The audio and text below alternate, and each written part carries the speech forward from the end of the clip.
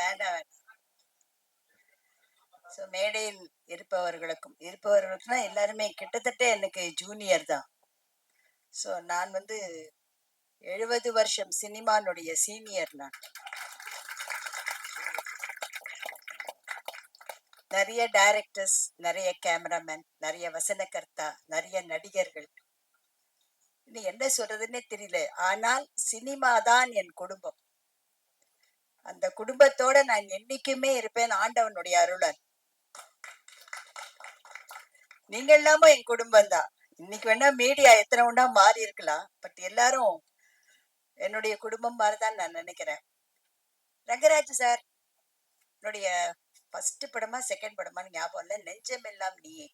அதை நான் மறக்கவே முடியாது. அதுல நானும் கவுண்டமணி நானும் ஃபர்ஸ்ட் பண்ண படம். அன்னைக்கு நான் எப்படி பார்த்தேனோ அதே மாதிரி இந்த படத்துக்கு அவர் கூப்பிடும்போது எனக்கு ரொம்ப ஆச்சரியமா இருந்தது.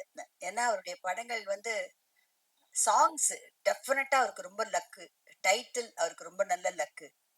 அதே மாதிரி இந்த கொஞ்சம் காதல் கொஞ்சம் மோதல், அதுவும் ரொம்ப அருமையான டைட்டிலா அவருக்கு அமைஞ்சிருக்கு. அதே நேரத்துல பாத்தீங்கன்னா அந்த ஷார்ட்ஸ், அதாவது அவர் ஒன்றும் ஃபாரின் போகாமையே இருக்கிற இடத்துலயே அவ்வளவு அழகா அந்த கேமராமேன் வந்து அவ்வளவு அழகா அந்த படம் பிடிச்சு காமிச்சிருக்காரு. ஏன்னா இப்ப தொட்டா நின்றா எல்லாமே ஃபாரின் தான்ற மாதிரி இருக்கு. ஃபாரின் தேவைதான். ஏன்னா முதல்ல போனது ஸ்ரீதர் தான் சிவந்தம்மன் படத்துக்கு.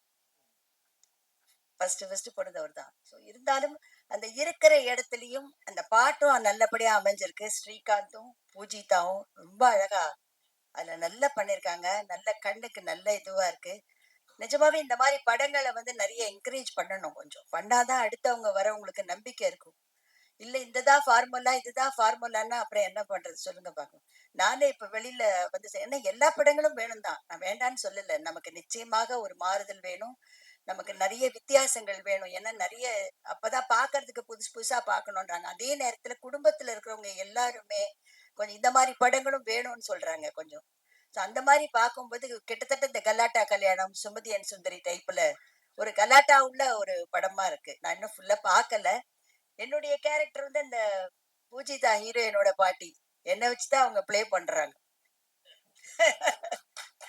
என்ன வச்சுதான் ப்ராப்ளமே. ஏன்னா என்ன வச்சுதான் சொல்லிக்கிறாங்க, நான் ரொம்ப பணக்கார வீட்டு பொண்ணு அப்படின்னு சொல்லிக்கிறாங்க. அதான் that is the play. So அது ரொம்ப நல்ல அழகா வந்திருக்கு. இதுக்கு எல்லாருடைய சப்போர்ட்டும் வேணும், உங்களுடைய சப்போர்ட்டும் வேணும். மக்கள் ரசிகர்கள் எல்லாருமே தியேட்டருக்கு வந்து தயவு செய்து பார்க்கணும். அது எந்த படம் இல்லை, எந்த படமா இருந்தாலும் தியேட்டருக்கு கொஞ்சம் வந்து அது என்ன இல்லை, நல்லா தியேட்டரு 100வது நாள் விழா 250வது விழாலாம் நான் பார்த்திருக்கேன் நான். இப்ப தியேட்டர்ல போய் ஜனங்களோட உட்காந்து பார்க்க முடியலையேன்ற மாதிரி இருக்காது. ஸோ அதனால என்னுடைய மனமார்ந்த வாழ்த்துக்கள் மியூசிக் டைரக்டர், கேமராமேன், யார் யார் டெக்னீஷியன்ஸ் இதுல ஒர்க் பண்ணாங்களோ, ஆர்டிஸ்டோ எல்லாருக்குமே என்னுடைய மனமார்ந்த வாழ்த்துக்கள். என்ன இந்த இதுக்கு கூப்பிட்டதுக்காக. நானும் இதுல என்ன ஒரு நல்ல இதுவா கிடைச்சிருக்கேன். எனக்கு ஒரு நல்ல கேரக்டர் கொடுத்ததை ஒழுங்கா பண்ணியிருக்கேன்னு நினைக்கிறேன். நன்றி, வணக்கம்.